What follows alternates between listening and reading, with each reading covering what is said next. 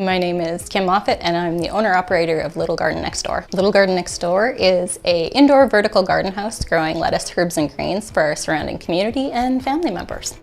We use Harvest Today grow walls and they grow on vertical walls. They use a system of vertigation to help deliver the water and nutrient solution into the vertical channels and drip down the back of the walls. Growing with the Harvest Today walls is super simple. It's almost a set it and forget it kind of thing. The watering schedule is run off an app on my phone.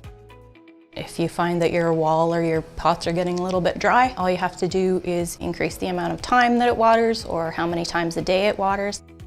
Here in rural Canada, growing year-round isn't a possibility.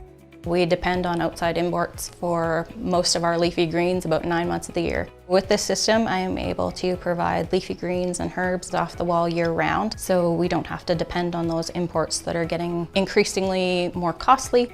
We're able to deliver a quality, nutritious product locally within minutes.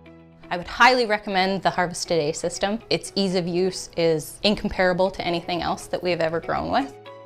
It's super simple to set up, super easy to keep running, and it grows quality product.